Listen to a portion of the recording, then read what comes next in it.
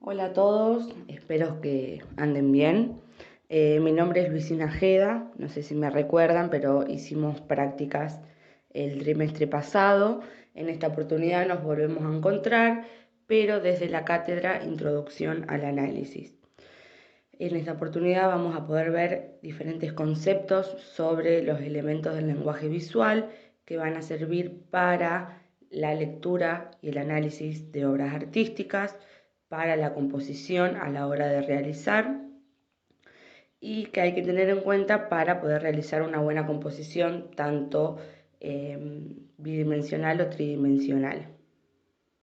Bueno, comenzando por la pincelada, podemos decir que es la forma en que la pintura queda extendida en el soporte, es decir, es la forma en que se deposita cualquier tipo de pintura, ya sea acrílico, óleo, látex, cualquier tipo de elemento, cómo queda extendido en el soporte, creando así una huella, que esta huella va a depender de los pinceles o herramientas que sean utilizados y de la cantidad de materia aplicada. A partir de dicha definición podemos tener pincelada matérica, que es realizada con mucha carga de pigmento y para su empleo suelen utilizarse pinceles o espátulas. Tiene relieve, es toda aquella pincelada en donde se coloca bastante cantidad de material, que lo que hace es que luego de que se seque quede un relieve en la obra. Suele utilizarse mucho, como dije recién, con pinceles, pero suele utilizarse mucho más lo que es la espátula. Luego vamos a tener lo que es la pincelada oculta, donde predomina el color sobre la línea, es realista y se crea una ilusión óptica a través de pequeñas manchas de color yuxtapuestas.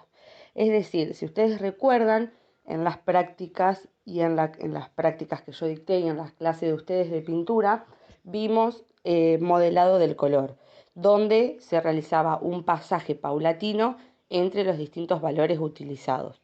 Bueno, la pincelada oculta tiene un par de características similares al modelado del color porque no se nota la pincelada entre color y color, sino que este modelado del color que nosotros realizamos pasarían a ser estas pequeñas manchas de color yuxtapuestas.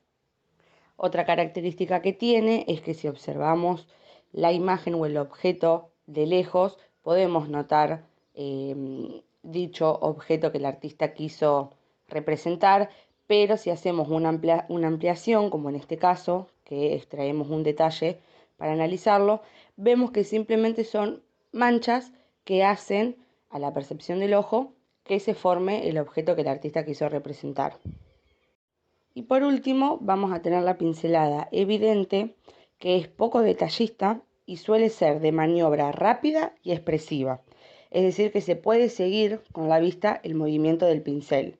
Si nosotros observamos en esta obra del Grito, vemos que el artista ha realizado determinado movimiento con el pincel que nos lleva a seguir y a imitar, si se quiere, ese movimiento que el artista hizo con la herramienta, en este caso con un pincel. Cuando decimos que es poco detallista es porque suele notarse la pincelada, suelen notarse las cerdas y ese caminito que hizo. Es expresiva porque, bueno, es una línea que hace el artista modulada con bastante expresión y bastante movimiento, entonces por eso es poco detallista. Si relacionamos este tipo de pincelada con la oculta, van a ser totalmente diferentes. La oculta va a dar una sensación más de misterio, si se quiere, un poco más de quietud, de elegancia. En cambio, esta pincelada evidente es todo lo contrario, va a ser un poco más expresiva, más llamativa, y esa va a ser una de las características principales. Bueno, vamos a pasar al segundo concepto, que trata sobre textura, tanto visual como táctil. La textura es una cualidad de una superficie que puede ser vista o sentida. Es el tratamiento que puede tener una superficie a través de los materiales. Es decir, va a ser como esa envoltura externa de cualquier tipo de material, ya sea de la naturaleza, de lo cotidiano o creado, en donde a la vista o al tacto va a tener una característica determinada dependiendo del material que se utilizó. Si hablamos de textura visual, tiene que ver con la percepción de las cosas, es decir, con la visión. Sin la necesidad de recurrir al tacto, podemos conocer cómo es la superficie de un objeto. Es una estructura bidimensional, plana y sin relieve que se refiere a la apariencia externa de la estructura del material. Primera característica de la textura visual es que es bidimensional, es decir, bidimensional en el sentido de que uno no puede percibirlo a través del tacto porque lo vamos a tocar y va a ser plano, sino que solamente vamos a percibir ese tipo de textura a través de la visión. ¿Dónde podemos encontrar textura? En infinidades de lugares, ya desde la naturaleza misma es textura visual puro, es decir, es toda esa estructura externa del material en donde nosotros podemos ver qué tipo de textura, si es lineal, si es a través de puntos, si es a través de un entretejido que se forma natural. Esa es la textura visual, donde nosotros podemos percibir en el objeto, en la parte exterior, digamos, qué tipo de característica tiene. Y si pasamos a lo que es la textura táctil, está vinculada a la superficie externa de un cuerpo, también como la textura visual, pero se va a tratar de una propiedad que es captada a través del sentido del tacto. Para percibir lo que es una textura táctil, como lo dice su nombre, sí o sí tenemos que recurrir al tacto. Toquemos cualquier elemento cotidiano que tengamos alrededor y vamos a sentir al tacto un tipo de textura que se va a dar y que vamos a sentir nosotros. O sea, también la vamos a poder reconocer a través de la vista, pero lo principal para reconocerla es a través del tacto. Este tipo de textura podemos encontrarlo en obras artísticas cuando se comenzó a incorporar a las obras pictóricas diferentes elementos de lo cotidiano. En este ejemplo que les puse podemos ver una obra, un collage, si se quiere, con la incorporación de diferentes elementos. El que más se destaca es como un pedazo de rejilla.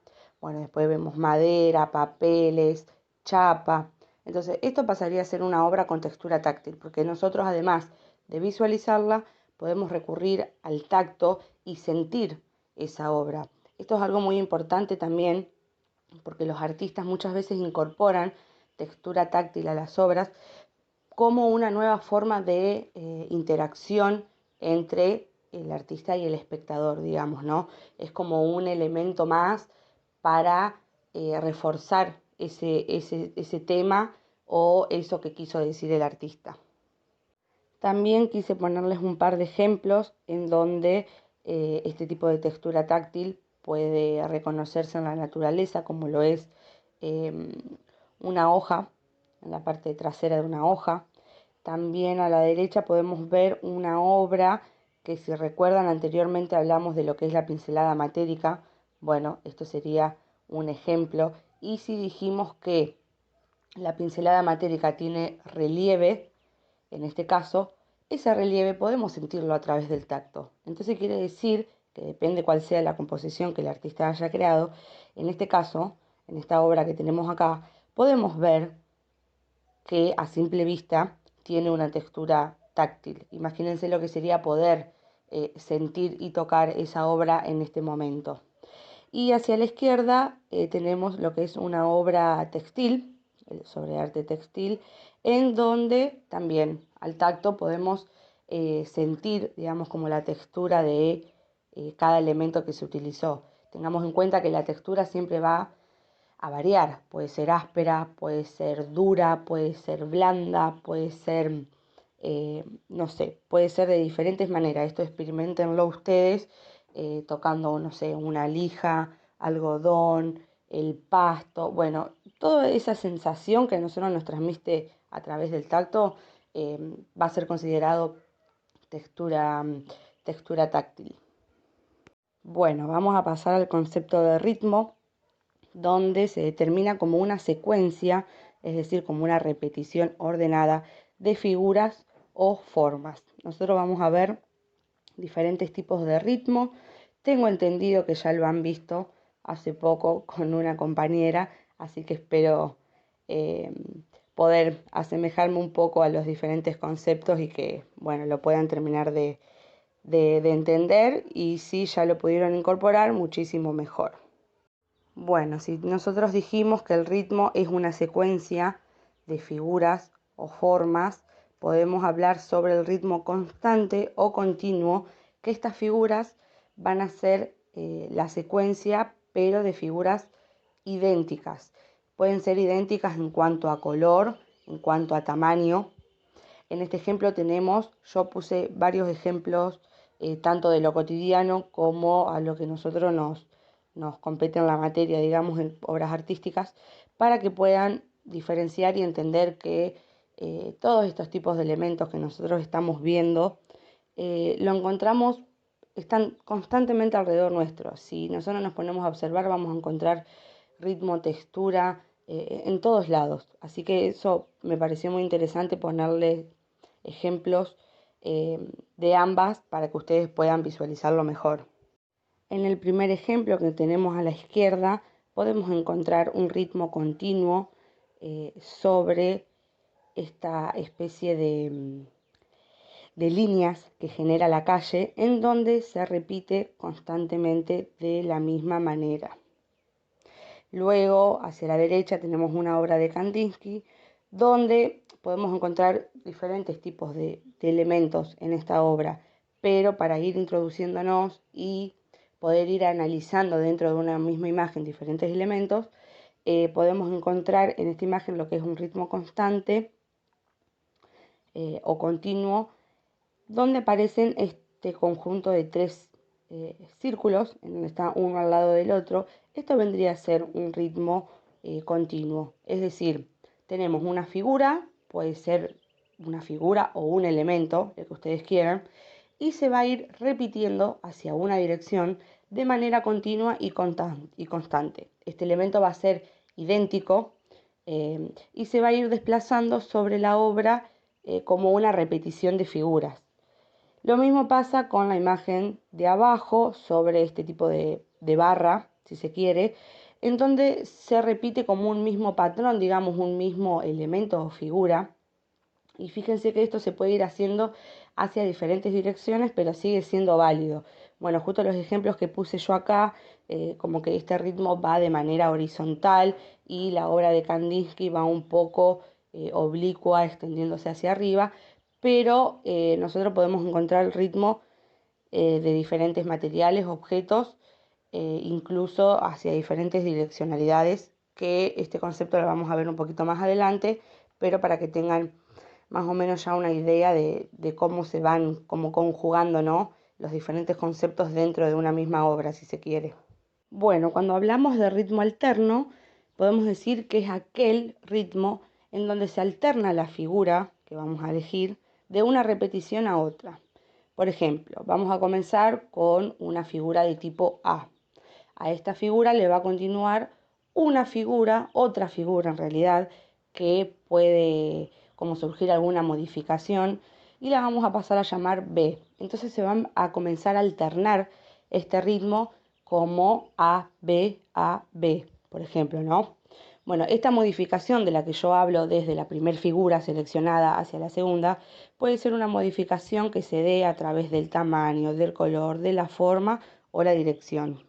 En la primera obra que tenemos acá de ejemplo sobre Kandinsky, podemos ver un ritmo alterno a través de lo que es la selección de la figura de un círculo y se van alternando estos círculos de diferentes color, tamaño y dirección. La forma sigue siendo la misma porque sigue siendo un círculo, pero este tipo de ritmo se va desplazando sobre toda la composición y va cambiando su tamaño, su color y su dirección, pero sigue respetando un mismo patrón en este sentido que vendría a ser el círculo. Y en la obra de Andy Warhol sobre Marilyn Monroe podemos ver también un ritmo alterno en cuanto a que la figura, en este caso va a ser la imagen de Marilyn Monroe, donde se le va haciendo una modificación del color, en este caso de diferentes contrastes, de diferentes colores análogos, Entonces se va alternando, digamos, una misma figura en donde se puede ir haciendo como una composición distinta. Puse dos ejemplos totalmente diferentes para que puedan entender que este ritmo se puede dar de diferentes maneras.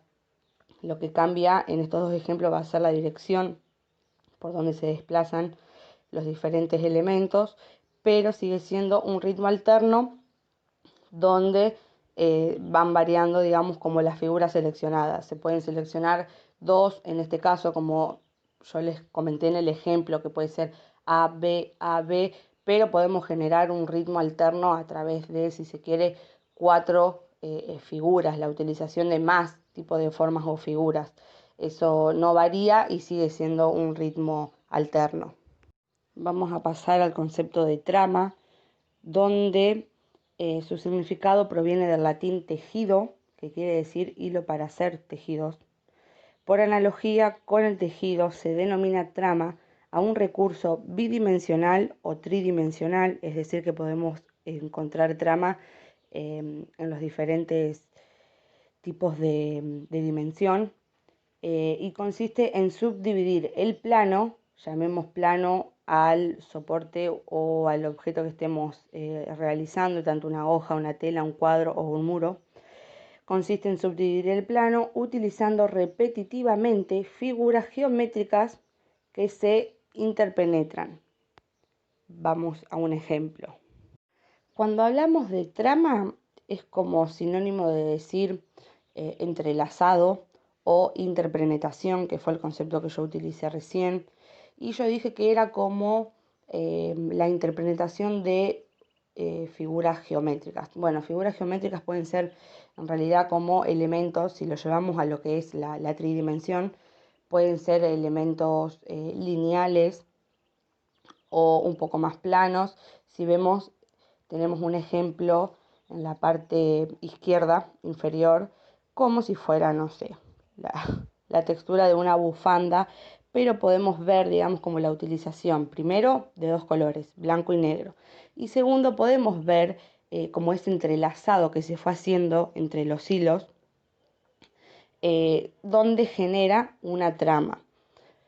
Mayormente la trama como que se encuentra más en todo lo que es el arte textil, por eso estamos hablando que proviene, ¿no?, del tejido. Pero también podemos generar trama a través de el dibujo o la pintura, utilizando diferentes eh, tipos de elementos como la línea, el punto, etc. Puse un par de ejemplos también donde podemos ver como si fuera una canasta, también donde se van entrelazando dichos elementos. Y también puse algún par de ejemplos sobre arte textil, que como dije recién es donde más predomina el concepto de trama. Cuando hablamos de módulo, podemos decir que es todo cuerpo simple que por repetición forma agrupaciones. El módulo es, por lo tanto, la pieza más sencilla, es una pieza que se repite de forma sistemática y da lugar a estructuras mucho más complejas. Si hablamos del submódulo, es el elemento más pequeño que se repite dentro del módulo, pero quédense tranquilos que lo que es el submódulo no vamos a entrar, pero para poder visualizar bien el ejemplo fue que puse dicha definición. Bueno, vamos a comenzar por el primer desenlace de lo que es el módulo, comenzando por el módulo simple, donde es formado, como dice su nombre, por simples figuras geométricas. Vamos a tomar como ejemplo el segundo sobre la utilización del cuadrado, donde si tenemos que, digamos, como distinguir lo que es el módulo, a simple vista podemos decir que es la figura geométrica del cuadrado. Nosotros dijimos que el módulo va a ser toda aquella figura que por repetición sistemática y por la agrupación genere composiciones o digamos una estructura mucho más grande y mucho más compleja, ¿no? Es decir, vamos a tomar un elemento, en este ejemplo el cuadrado, donde lo vamos a repetir y agrupar con más elementos iguales de forma sistemática, en donde se genere así una composición un poco más compleja. En este ejemplo que yo puse podemos, digamos, como ver que se puede tomar como al módulo diferentes figuras geométricas como el triángulo, bueno, el cuadrado que mencionamos recién, un rectángulo o, digamos, como figuras quebradas. Y vamos a ver que en cada uno de los ejemplos se va a formar una composición compleja, diferente entre cada una, porque lo que varía en cada una de ellas va a ser el módulo que nosotros seleccionamos. Acá podemos ver y visualizar en una obra de Kandinsky, donde dentro de ella podemos ver diferentes elementos del lenguaje visual, como mencioné anteriormente, pero nuestra idea en este caso es como analizar y destacar dónde está el módulo simple. Podemos observar dentro de la obra, en la parte derecha inferior, una serie de estructuras donde en su interior se va a repetir un módulo, como en el ejemplo anterior, que va a ser el cuadrado. Esto dentro de la obra se va a dar 2 veces, si se quiere, va a variar en algunas partes su tamaño y su forma, pero podemos decir y analizar que dentro de esta obra podemos reconocer lo que es un módulo simple. Pasando por lo que es un módulo complejo, podemos decir que está formado por figuras geométricas un poco más complejas, las cuales ya en este momento se empiezan como a superponer o a entrelazar. Digamos que el módulo complejo suele ser utilizado más por dodecágonos, cuadrados y triángulos equiláteros. A ver, nosotros podemos utilizar o crear un módulo, ustedes pueden elegir una figura o crear no sé, alguna imagen si se quiere, donde ustedes la utilicen como módulo y luego a través de la repetición de este elemento de forma agrupada o en este caso en lo que es el módulo complejo, superpuesta o entrelazado, podemos crear una composición mucho más compleja y grande, digamos, de lo que respecta al módulo simple. No solamente se queden con que sí o sí es la utilización de una figura geométrica, porque yo en este caso se los pongo y se los visualizo de esa manera para que puedan ir interiorizándose en el concepto y luego lo puedan aplicar a sus composiciones de forma un poco más compleja. Y finalizando con los diferentes tipos de módulos, podemos encontrar el módulo por rotación y por traslación. Aquel módulo por rotación, bueno, vamos a seguir teniendo un elemento o una figura o una forma, como ustedes quieran llamarle, va a ser cuando el elemento va a realizar un movimiento en el plano, digamos, en la composición o en el lugar donde lo estemos haciendo, pero este elemento va a hacer un movimiento y va a girar sobre su mismo punto. Es decir, imaginemos que tenemos, no sé, un rectángulo para notar la diferencia, que lo vamos a tener de manera vertical. Bueno, luego lo vamos a rotar de manera horizontal, otra vez de forma vertical, otra vez de forma horizontal, y esto es lo que va a dar y lo que va a hacer que el módulo sea a través de la rotación, es decir, vamos a rotar dicho elemento, los grados, obviamente que cada uno crea necesario, tampoco nos vamos a meter en lo que son las matemáticas, pero bueno, para que se den una idea, porque se me hace muy difícil como querer explicarles y no poder estar señalándole con el dedo o siquiera con la flechita del mouse. Pero bueno, dejando en limpio vendría a ser cuando dicho elemento que vamos a usar como módulo va a ir girando y haciendo esa composición un poco más compleja a través de la rotación del elemento. Cuando hablemos de módulo por traslación, esto va a ser cuando el elemento se va a ir trasladando dentro del plano, dentro de la composición.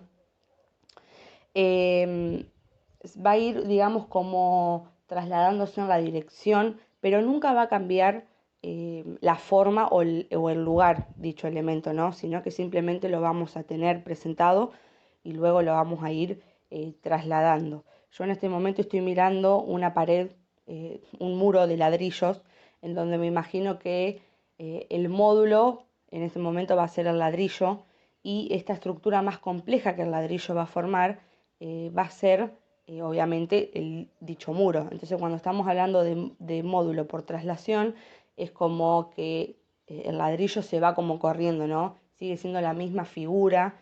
No sé si ustedes me están tratando de visualizar como lo estoy haciendo yo, pero vamos a hacer lo posible. Es como si un ladrillo se fuera trasladando en todo el muro, en esta agrupación sistemática que estamos hablando del módulo, y forme una estructura mucho más compleja. Esta sería, digamos, como la diferencia entre diferentes tipos de módulos. Y por último, con este concepto les visualicé una imagen de diferentes mosaicos, en donde me pareció muy bueno porque también lo podemos encontrar en lo cotidiano, digamos, y solamente pasamos y decimos, uy, qué lindo. Pero si nos paramos a observar bien, podemos encontrar todos los diferentes tipos de módulos que vimos hasta recién. Bueno, podemos visualizarlos y si quieren se los dejo para que vayan analizando y pensando un poquito, o pueden, si quieren, ir clasificando, digamos, cada tipo de mosaico, qué tipo de módulo tiene. Bueno, ahora sí, llegamos a la direccionalidad, que bueno, como su concepto viene de lo que es la definición de dirección, podemos decir que es un trayecto que realiza un cuerpo al moverse, la tendencia hacia una cierta meta o la guía que permite dirigir a alguien o a algo, ¿no? Bueno, es, digamos, hacia dónde nos vamos a dirigir, tanto nosotros que nos podemos, digamos, como que realizamos direcciones constantemente en lo cotidiano, como un elemento en una composición artística, hacia qué dirección vemos que apunta dicho elemento o dicha composición. Así que vamos adelante.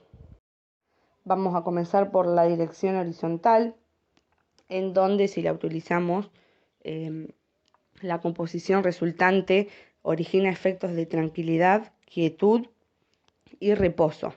En las obras el componente principal adopta esta posición, es decir, el elemento o la figura, en este caso humana, va a adoptar esta posición que podría denominarse yacente, es decir, permanecer, cuando una persona permanece acostada en la obra. Se suele utilizar muchísimo, digamos, este tipo de dirección y como su definición lo dice, en donde da efectos de tranquilidad, quietud y reposo. Podemos visualizarlo en este momento con los ejemplos de Venus, bueno, tanto de Tiziano como de Velázquez, en donde aparece la figura totalmente acostada, reposada, y nos da una sensación de tranquilidad, ¿no? Y de quietud, como sintiendo que esa persona está realmente relajada y tranquila, ¿no? Bueno, esto vendría a ser, digamos, como uno de los puntos esenciales por el cual se utiliza este tipo de dirección en la obra. No es que uno, o sea, lo que quiero decir es que todos estos tipos de elementos que nosotros estamos viendo no es que están por un capricho o porque están, sino que fíjense que en cada uno de los elementos yo le digo para qué se usa. Y eso ténganlo en cuenta cuando ustedes quieran realizar una composición, qué es lo que quieren transmitir, porque no solamente pueden transmitir a través de lo que están pintando o lo que están haciendo, pueden transmitir a través de todos estos elementos del lenguaje que estamos viendo, porque para algo están y para algo podemos utilizarlo, ¿no? Entonces podemos también hablar sobre la dirección vertical, donde el efecto visual que va a producir la utilización de este tipo de dirección en el espectador, digamos, es que va a dar efectos de inmovilidad, de serenidad y de elegancia. En esta obra de Masaccio podemos observar donde todas las figuras representadas, todas las figuras humanas vistas allí van a estar de manera vertical, es decir, paradas, o sea que acá ya vamos a cambiar como la perspectiva del elemento que queramos representar, ya no va a ser horizontal, sino que va a pasar a ser vertical. Esto no quiere decir que tenga que cambiar el formato de la obra, sino que podemos tener un formato horizontal, pero la composición adentro se desarrolla de manera vertical, que es lo que nosotros estamos destacando en este momento. Podemos ver acá en la estructura como una división de planos de la obra, en donde todas estas figuras humanas representadas allí están paradas y están representadas a través de la verticalidad, donde, bueno, como dije recién, el efecto que va a producir en el espectador va a ser de inmovilidad, como que la figura está rígida, firme y no se puede mover a la obra. Bueno, serenidad y elegancia, si se quiere, con respecto a qué tipo de obra estemos observando.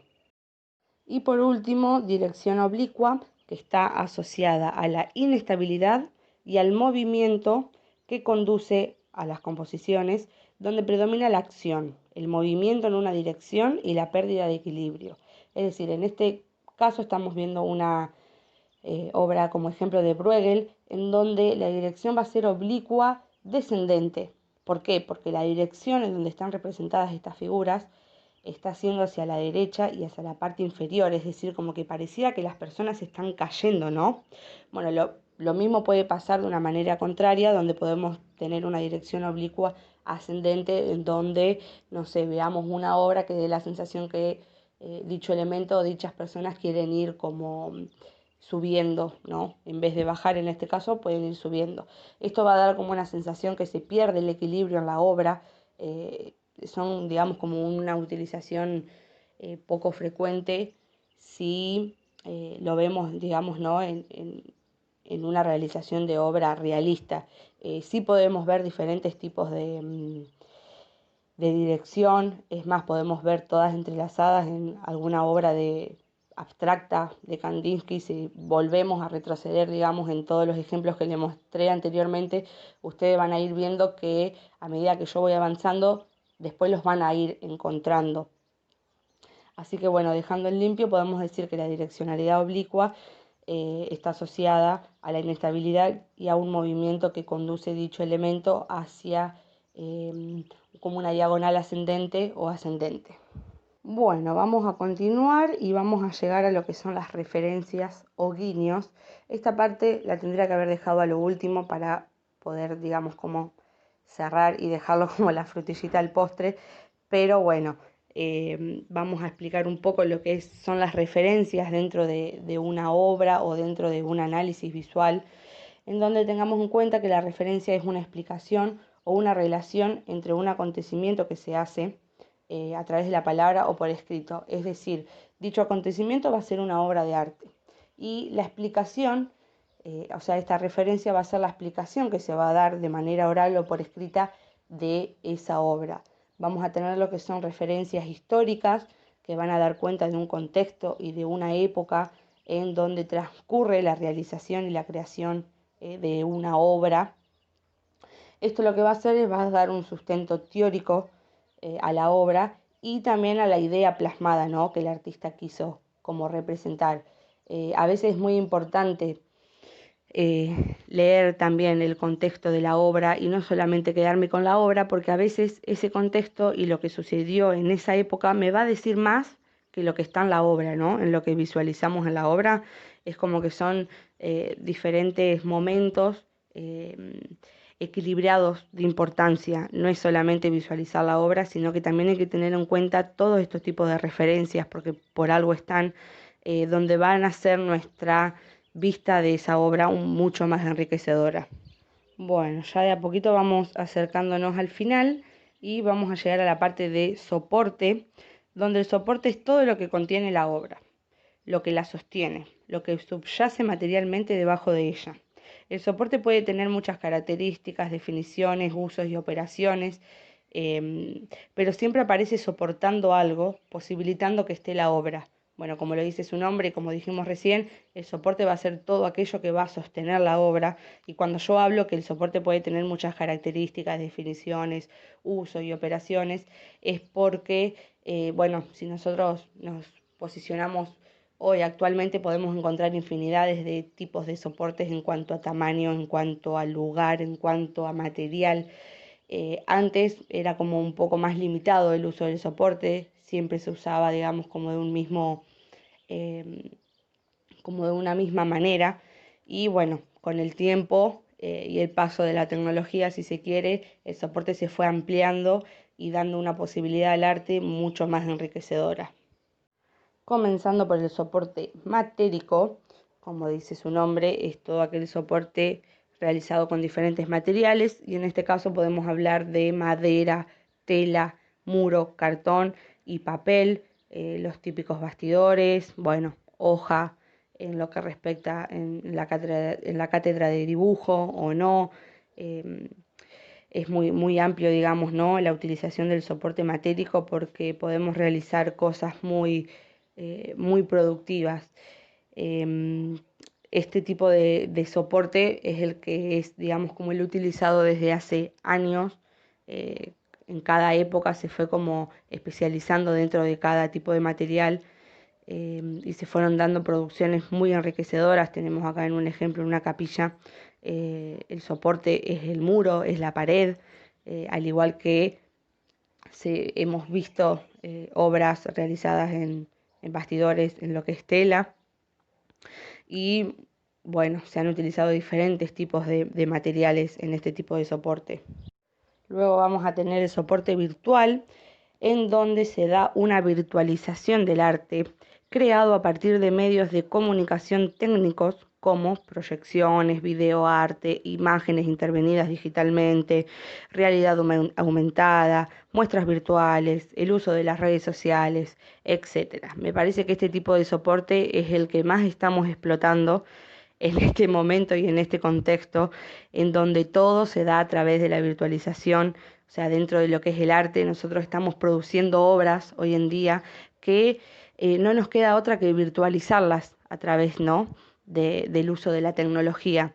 Al no poder tener esta posibilidad de presencial, eh, la obra sí o sí tiene que pasar por un elemento tecnológico, y quieran o no, pierde esa esencia, ¿no?, de original que tiene la obra que nosotros estamos percibiendo en el momento, pero no deja de ser importante porque admito que el uso de la virtualidad y de la tecnología ha dado infinidades de posibilidades extraordinarias dentro del arte. Dentro de las imágenes que yo les puse podemos ver primero una imagen intervenida. Creo que la mayoría lo ha experimentado.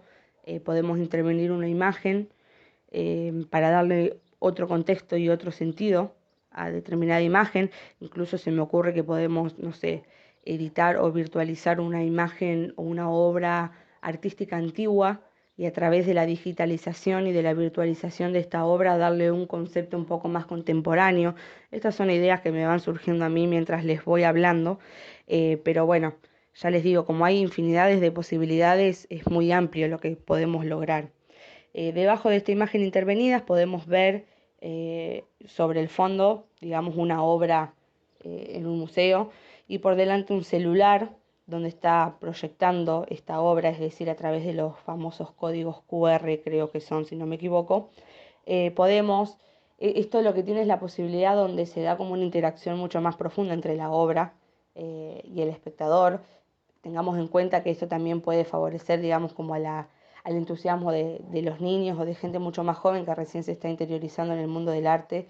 Y bueno, está bueno porque es como que todas estas obras antiguas eh, que veíamos antes se van adaptando a este contexto contemporáneo, ¿no? Se van como viendo un poco más presentes. Luego vamos a tener, donde me tomé el atrevimiento de sacarle una captura de pantalla a la galería de arte que tenemos la oportunidad de tener dentro de la escuela sobre el balcón, en donde ven en este momento, en este caso, una muestra de arte. En este contexto va a pasar a ser esto a través del uso de las redes sociales. El soporte que va a tener esta muestra va a ser las redes sociales.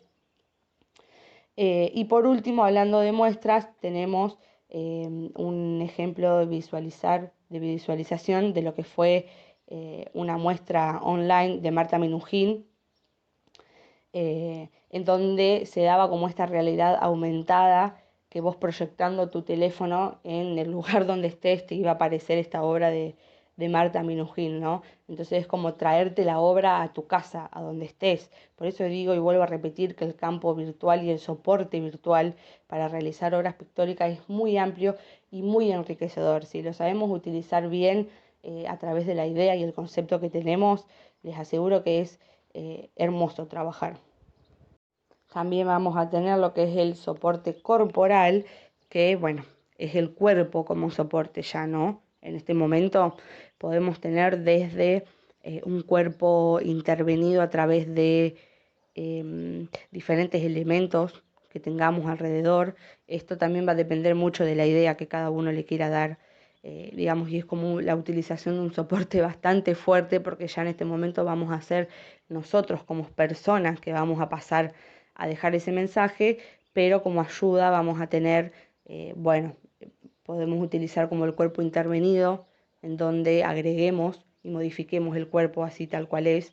También podemos tener los conocidos body paint, en donde, bueno, yo supongo que algunos deben tener en la cabeza ese famoso body paint donde tienen todo el cuerpo pintado.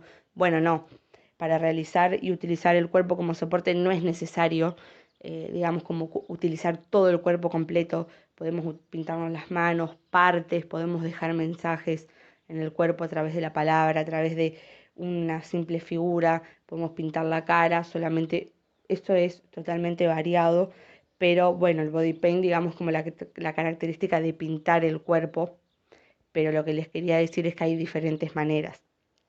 También podemos, como se visualiza en la imagen, proyectar por encima del cuerpo, ya que estamos hablando del soporte virtual. Bueno, en este caso podemos hacer como una combinación entre diferentes soportes, como una intervención, donde proyectemos por encima de un cuerpo y ese cuerpo que esté ahí esté diciendo algo mucho más allá de lo que es la proyección, ¿no?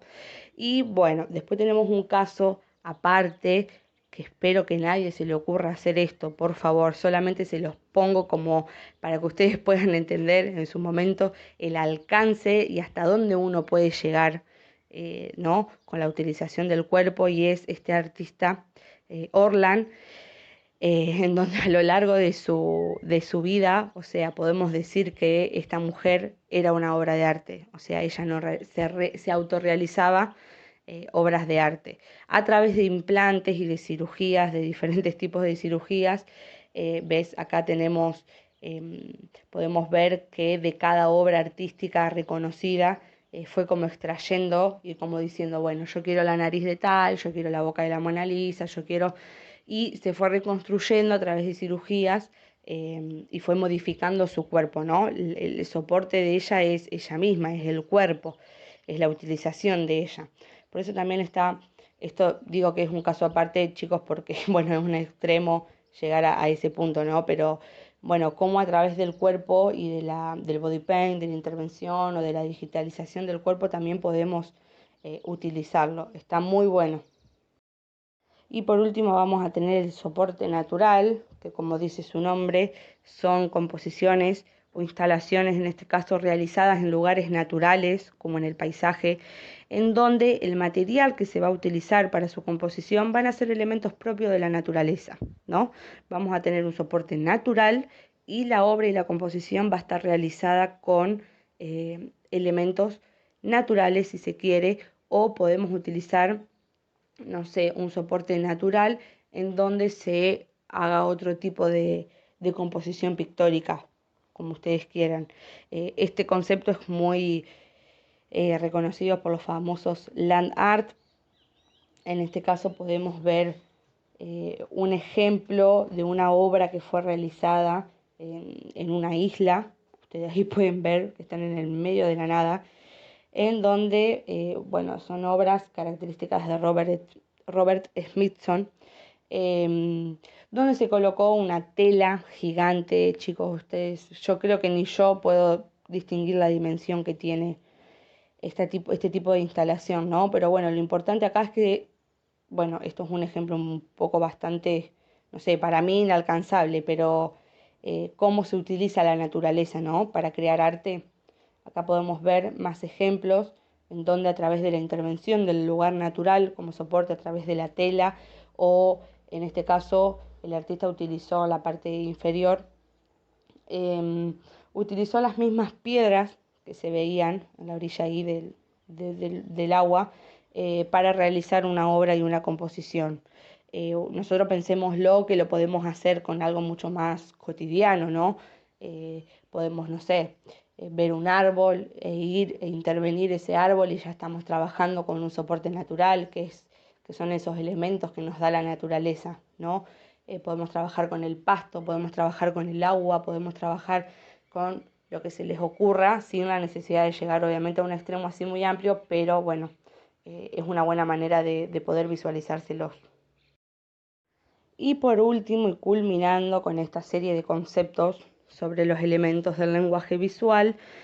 Vamos a hablar sobre lo que es el marco, que es una palabra francesa que significa cadre, que proviene del latín, que significa cuadrado. O sea, ya estamos hablando que el marco lo estamos como categorizando como un cuadrado. El marco se concibe al principio como una forma geométrica abstracta, es el borde del objeto, es decir, es el borde de la obra, el marco, su frontera material. Y acá puse un ejemplo de diferentes tipos de marco. ¿Por qué estamos diciendo que se concibe al principio como una forma geométrica abstracta y por qué el concepto proviene de lo que es el cuadrado? Estamos hablando así porque hoy en día, como se los dije anteriormente, bueno, de momento ya a veces el marco ni existe, pero no es menos importante no explicárselos, digamos, como que tiene una importancia o tuvo una importancia en su momento. Hay gente que todavía lo utiliza y es totalmente válido. Pero bueno, hoy en día como que la utilización del marco se fue como desgastando un poco, dando como otro nuevo sentido a la obra.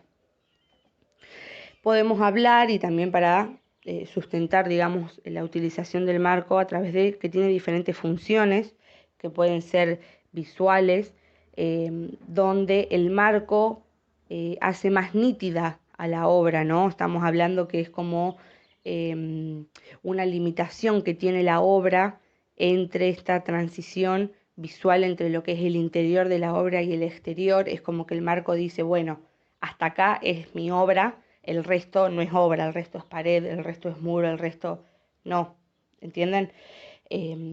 Dentro de lo que es la función económica, bueno, en su momento podemos hablar que el marco tuvo a su cargo la misión de significar un valor dentro del comercio bastante alto, bueno, todo un tema económico donde se llegaron a utilizar hasta marcos realizados con oro, ¿no?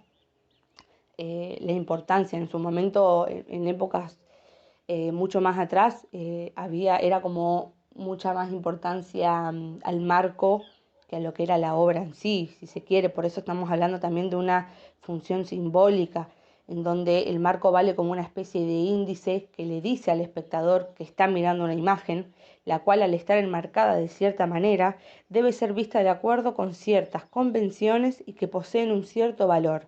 Es decir, bueno, si yo acá veo un marco es porque algo me quiere decir. Por eso también la función representativa y narrativa. Aparece el marco como una abertura, una posibilidad que nos da acceso al mundo imaginario, ¿no? Nosotros, en la otra imagen que yo les puse de un museo, es como decir, bueno, voy a un museo y si hay un gigante, un marco gigante, es porque algo me quiere decir, es porque tengo que sentarme y visualizar. Por eso les digo que esto se daba mucho más antes y hoy en día a veces el marco ni se utiliza porque, bueno, el campo se expandió tanto, el campo del arte, en donde ya a veces no es necesario, pero bueno, esto se los traigo, digamos, como parte importante a la hora de analizar una obra, que no solamente si vemos una obra, miren en este caso en la obra que tengo a mi derecha, es mucho más grande el marco que la obra, pero en ese momento ese era el concepto, ¿no? De poder leer y analizar también el marco y cuando yo les hablaba de las referencias, entender también por qué se daba este tipo de utilización, ¿no? En una obra de arte habría que ver bien cuál fue el contexto de la obra, en qué época sucedió y por qué se utilizaba este tipo de elementos. Y por último, bueno, ahora sí podemos decir que es la frutillita del postre porque es la propuesta de trabajo que les traigo hoy a partir de los diferentes elementos que estuvimos viendo. La idea es realizar una composición artística partiendo primero de la elección del soporte. Van a volver a ver el uso de los diferentes tipos de soporte que vimos, van a elegir uno y luego a ese soporte le van a incorporar de 2 a 3 elementos del lenguaje visual analizados hasta recién. En la elección van a ser totalmente libres. Yo les voy a ir tirando como diferentes ideas, o sea, pueden partir del cuerpo, si se animan, de la utilización propia del cuerpo y a partir de ahí incorporar y agregarle diferentes elementos, puede ser textura, visual y táctil, ambas. Podemos agregarle lo que es un ritmo, un módulo, una textura, una trama, ya lo dije, pero es tan amplio el campo. Pueden partir, si quieren, de un soporte virtual, pueden elegir una imagen que tengan, que les guste, la pueden intervenir a través de programas digitales, que imagino que ustedes deben estar todos interiorizados. Pueden incorporarle a través de la digitalización y de la intervención diferentes elementos, es totalmente válido. Pueden elegir si quieren un soporte natural. Yo estoy visualizando en este momento en mi casa también un arbusto, digamos como una libustrina, en donde yo si quiero puedo ir a intervenir, agregar elementos a ese contexto y ya tener una composición. Es muy amplio digamos como la propuesta que les traje, porque quiero que ustedes sean totalmente libres a la elección. Pueden elegir un tema y decir, bueno, yo a través de esto quiero representar una idea o un concepto o algo que me pasa, pero lo que quiero que les quede claro es que primero traten de elegir el soporte para decir, bueno, me limito a un montón de cosas y a partir de la elección del soporte, o primero pensar qué es lo que yo quiero decir, o simplemente pueden realizar una composición que para ustedes no signifique nada y que solamente estén incorporados en él los elementos del lenguaje.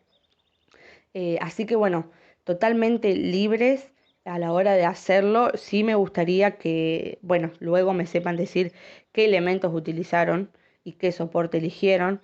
Ustedes quédense tranquilos que toda esta propuesta que les estoy diciendo se los voy a mandar por escrito también, para que lo puedan visualizar y leer las veces que quieran. También obviamente me van a poder preguntar eso, quédense tranquilos. A mí me gustaría que esta propuesta luego la registren a través de fotografías o videos.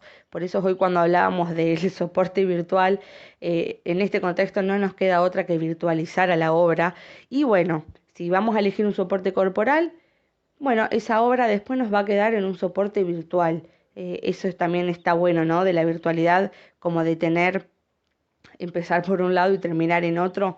Pero bueno, esa es la idea, que se animen, utilicen elementos, todos los elementos que estuvimos viendo hasta recién, ustedes los pueden crear o simplemente miren a su alrededor, como les dije, y van a ver infinidades de elementos en lo cotidiano, ¿no? Bueno, anímense también a la incorporación de elementos cotidianos, si quieren, totalmente libre. Así que bueno, anímense, jueguen, experimenten, y nos vamos a estar comunicando por privado ante cualquier duda o sugerencia que tengan. No duden en hacerlo, para eso estoy. Les vuelvo a repetir, la consigna va a estar por escrito, así se quedan tranquilos. Así que bueno, gracias a todos chicos, y seguimos trabajando. Les mando un saludo muy grande.